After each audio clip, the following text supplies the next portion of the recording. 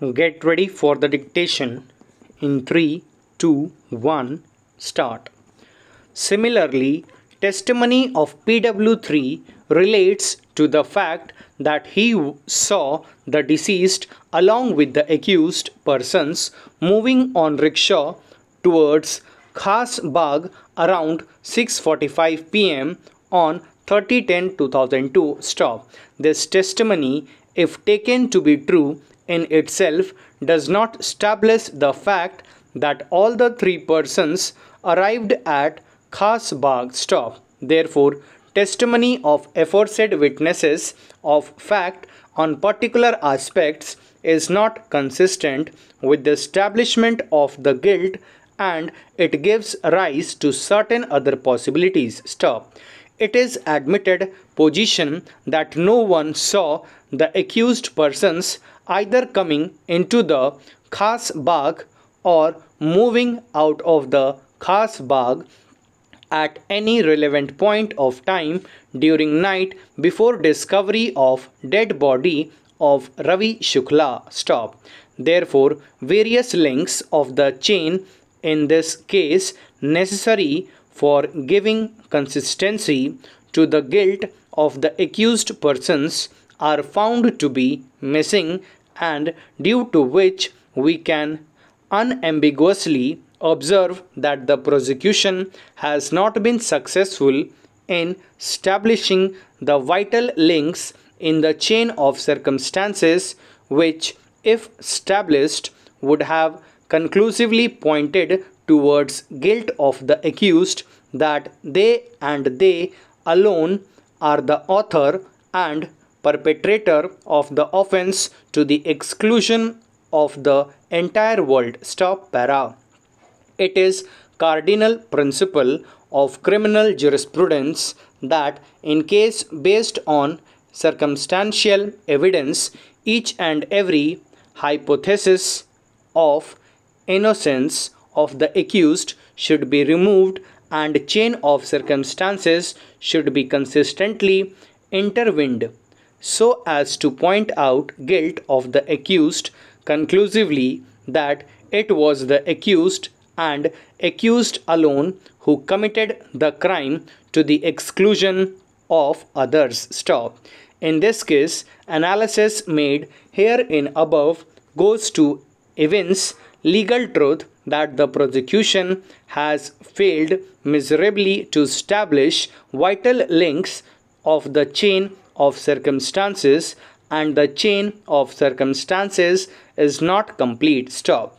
We have counted upon various aspects of the case, right from point of motive to the factual aspect of last seen theory, and thereafter factum of arrest and recovery made by the investigating officer. Stop.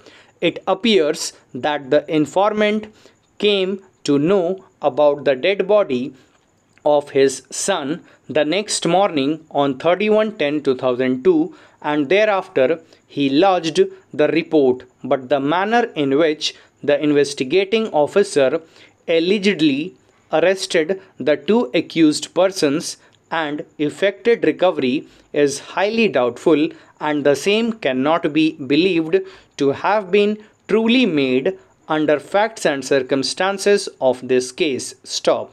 Even the investigating officer failed to collect the requisite evidence that may conclusively point out and establishes guilt of the accused and work against hypothesis of innocence of the accused. Stop.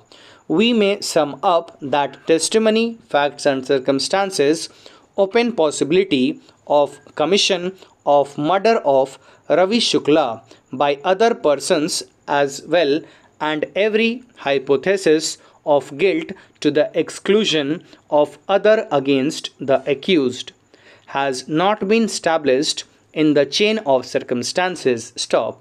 The trial court, while recording conviction against the appellants, failed to properly appreciate the facts and circumstances of the case and recorded erroneous and illegal finding of conviction which cannot be sustained by us for reasons aforesaid. Stop para. Consequently, the contention raised by the learned counsel for the appellants holds the ground firmly as it has got force. Stop.